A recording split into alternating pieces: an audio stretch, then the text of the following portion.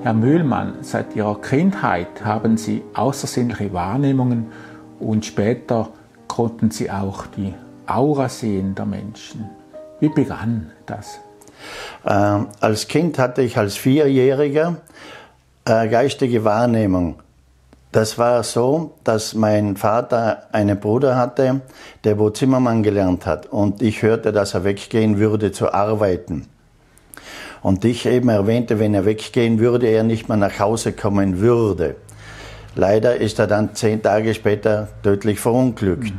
Und diese Wahrnehmung würde ich heute als Intuition von damals bezeichnen. Ja. Und erst später kam dann eben dieses Aurasehen dazu. Das Energiefeld, die Aura, ist die Grundlage irdischen Seins. Der menschliche Körper ist der physische Ausdruck des Energiefeldes, das sich zu Lebenszeit in ihrer Situation verändert. In der Aura, der Schein um unser Sein, das zeigt sich mir in Farben. Helle, klare Farben deuten auf einen gesunden Zustand hin, alle trüben Farbnuancen deuten auf Disharmonien hin. Bei einem sterbenden Menschen verblasst die Aurafarbe ins Durchsichtige und er wechselt das Kleid in die jenseitige Existenz. Aber dieser Farbspektrum, dieses Energiefeld reflektiert in dem Moment so stark, dass man den Verstorbenen als geistige Gestalt wahrnehmen kann. Und da gibt es ja viele Berichte, dass Verstorbene gesichtet worden seien in Form von Geist. Können Sie ein Beispiel erzählen von einer Person, wo Sie an einer Aura eine bestimmte Krankheit erkannt haben? Ja, ich wurde natürlich getestet. Wie weit sieht er die Aura? Kann er sie überhaupt wahrnehmen? Ich hatte zum Beispiel im Fernsehen eine Person angeschaut und da war der Arzt dabei und hatte einen Brief und die Patientin und sagt, okay, in dem Brief steht drinnen, wir wissen, was der Patient hat.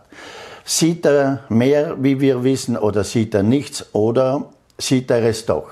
Okay, ich habe die Person vor einen weißen Hintergrund gestellt, weil ich dort dann die Farbnuance, das den Menschen umgibt, viel besser erkennen kann. Ja. Und ich hatte dann die Aura analysiert und sah eben, dass im Bauchbereich die Aura trübe Farbnuancen hatte. Aus meiner Sicht war dort die Blockade. Und ich sagte dann den Leuten, dass das Hauptproblem mitten im Bauch liegen würde und mehr zur rechten Bauchseite sich ziehen würde.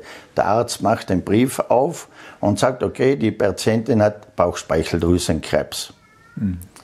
Und hat natürlich gefragt, wie lange man das Aurabild der Menschen erkennen könne, weil sein Röntgenapparat würde ja täglich die Diagnostik liefern. Und ich meinte dann, solange ich lebe, werde ich auch die Aura sehen können. Aber es ist interessant, dass man eben diese Wahrnehmung hat und dadurch eben den Betreffenden auch frühzeitig helfen kann. Warum? Weil man in der Aura Schwachstellen schon lange vorher sieht, bevor eigentlich der Mensch jammert. Und das ist ja das Interessante am Ganzen. Es ist auch dieses Beispiel interessant. Wenn jemand über Kopfschmerzen sich beklagt, muss die Ursache nicht dort sein.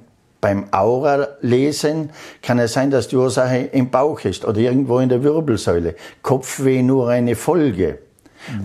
Die Frage ist nur danach, wenn man Aura analysiert, welchen Helfer brauche ich, welchen Arzt brauche ich oder welchen Heiler brauche ich in dem Moment. Da stellt sich dann immer wieder die Frage.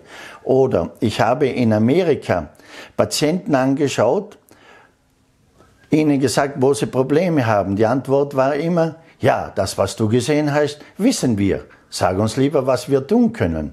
Also wurde ich auch immer mit der Heilung konfrontiert. Das heißt, man muss dann lernen, schauen, wen bräuchte der in dem Moment.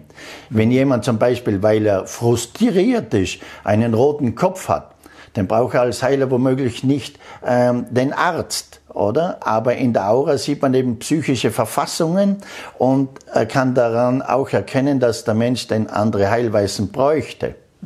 Und das ist ja das Geniale denn beim Aurasehen. Können Sie die Aura eines gesunden Menschen beschreiben? Ein gesunder Mensch hat helle, klare Farbtöne. Das ist hellgelb, hellblau, hellrosa. Alle hellen, klaren Farben sind vordergründig. Bei einem geschwächten Menschen sind die Farbtöne trübe Nuancen. Nur wenn man jetzt trübe Nuancen sieht, muss man auf die Suche gehen, warum hat das der Mensch? Hat er diese Schwachstelle dem Alter entsprechend, genetisch bedingt? Oder hat er sie womöglich durchs hausgemachte Probleme? Oder spielen äußere Einflüsse eine große Rolle? Ja.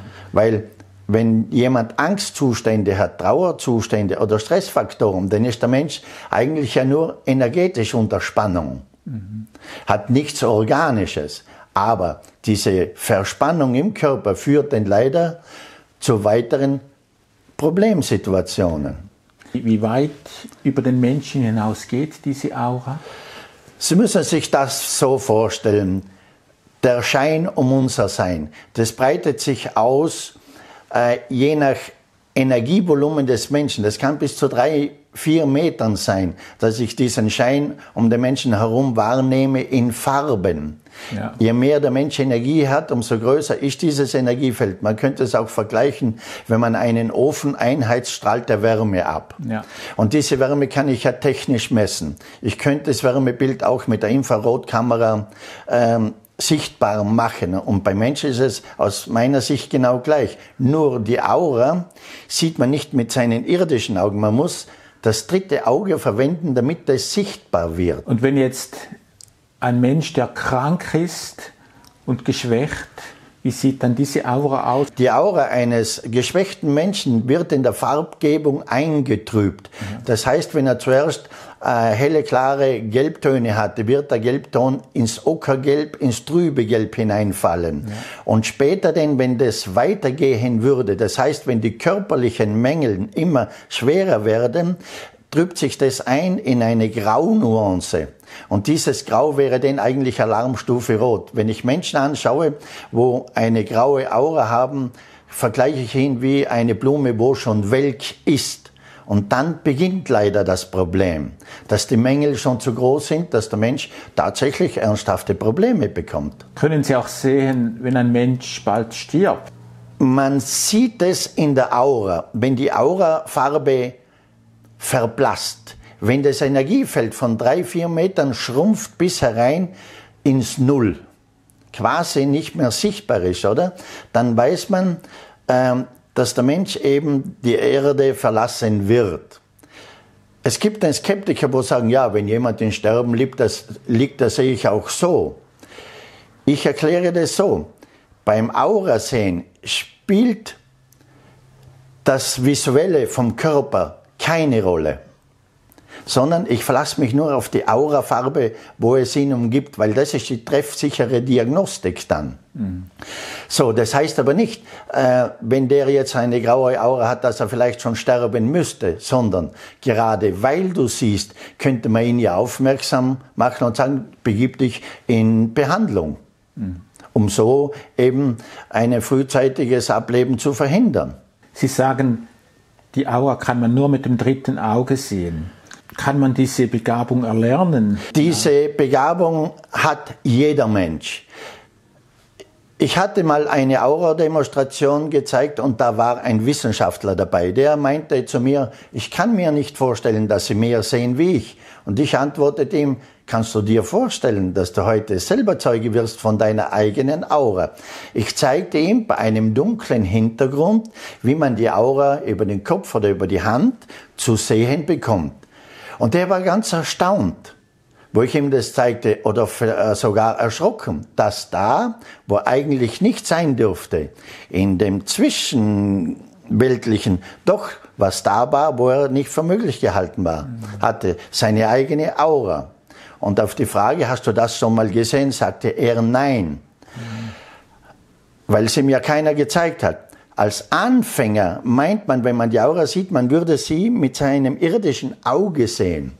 Aber später stellt sich dann ziemlich schnell heraus, dass man lernen muss, umschalten auf diese Stelle. Man muss lernen, hier durchzuschauen. Und wenn man das lernt, dann wird das Chakra, das dritte Auge, aktiviert. Und das muss man dann so aktivieren, wie ein kleines Kind gehen lernt. Sie haben gesagt, wenn man die Aura sieht, dann sieht man auch geistige Wesen. Wenn man die Aura sieht, dann sieht man ja diesen Schein um unser Sein, diese nebelige Energie, wo uns umgibt. Wenn der Mensch stirbt, wir haben ja zu Lebzeiten, sind wir zu zweit. Wir haben den physischen Körper und wir haben eben diesen Aurakörper. Und dieser Aurakörper bleibt aus meiner Sicht übrig, weil ich den danach, wenn der Mensch verstorben ist, immer noch sehe oder wahrnehme. Und das kann man den Leuten oder dem Skeptiker nur so zeigen, indem man ihm Aurasehen zeigt, damit er selber Zeuge wird von dem, dass das Unsichtbare doch sichtbar wird. Also es ist definitiv nur möglich durchs dritte Auge. Sie sind auch in der Lage, Geistwesen zu sehen. Wie zeigen sich diese Wesen und wie kommunizieren Sie mit diesen? Diese erste Begegnung mit der geistigen Welt hat so begonnen. Ich dachte mir, wie könnte man höhere geistige Erkenntnis erlangen? Und dann war wie eine Stimme da, wo mir antwortet, ich soll mich hinsetzen und versuchen, nichts zu denken. Ich möge versuchen, den Verstand wegzuschalten. Das ging natürlich im ersten Moment nicht. Ein paar Tage später gelang es mir, auf Anleitung dieser geistigen Stimme zu folgen. Und er zeigte mir, geh in die Tiefenentspannung, entspanne dich von innen heraus. Und durch diese Tiefenentspannung entwickelte sich bei mir ein Zustand des Verlierens. Ich hatte das Gefühl, als ob ich im Außenraum viel mehr wahrnehmen würde wie im Innenraum. Und hatte dadurch die Wahrnehmung, als ob ich 200 Mal wacher sein würde als sonst. Und diese Stimme hat sich verändert, auch zu einer Gestalt, wo ich nachgefragt habe, einfach, was möchtest du mir zeigen? Denn Barbie so von mir nur ein Gesicht. Und das Gesicht, dachte ich zuerst, ist es Einbildung, ist es nicht Einbildung? Aber ich schaute mit der Technik der Aura übers dritte Auge und dann sah ich, wie ein Gesicht sich von mir zeigt und mit mir irgendwie über die Gedanken kommunizierte. Ich verstand, wie er mir wie zugerufen hat, komm, verbinde dich über die Brücke. Er zeigte mir, ich soll mich von hier zu ihm über diese Brücke verbinden. Verbinde dich. Und durch diese 100%ige Konzentration auf diese Brücke hatte ich Zugang auf die andere Ebene. Und wo ich dann drüben auf der anderen Seite war, hatte ich das Gefühl, der ist schon tausende Jahre hinter mir her, um mich zu versuchen, in meiner geistigen Schau zu aktivieren. Das Gesicht war mir vertraut, als ob es ein alter Bekannter wäre. Nur als ob ich ihn lange, lange nicht gesehen hätte. Haben Sie auch andere Geistwesen wahrgenommen als diese Person? Das ist so, wenn du die Aura schauen lernst, dann wirst du ja ziemlich schnell mit dem Kapitel Tod konfrontiert, weil du dann eben siehst, wenn jemand stirbt. Du siehst ja auch, wenn der Verstorbene wieder in seiner Energieform, in der Geistgestalt auftaucht. Oder? Und das erschreckt ja dann die Leute, die sich mit dem beschäftigen möchten. Und ich sage den Leuten immer als Schutz, alles, was du siehst, ist normal. Du kriegst nicht mehr zu sehen, wie dein Unterbewusstsein zulässt. Und somit schützt es dich ja selber. Interessant ist zum Beispiel, wenn der Mensch stirbt, kommen alle aufs selbe Plateau. Und dort entscheidet sich dann, wohin der Verstorbene in seiner Frequenz kommt, so wie er gelebt hat. Und interessant ist, dass sich bei mir Verstorbene melden bei mir und eigentlich reklamieren, dass sie zu Lebzeiten nicht sich mit der geistigen Ebene beschäftigt haben. Und eben ich daraus dann Resultate ziehen kann, dass es eben ein Leben, ein Weiterleben, ein Existieren auf der anderen Seite ja geben muss. Weil sonst könnte ich ja diese Wahrnehmung nicht machen.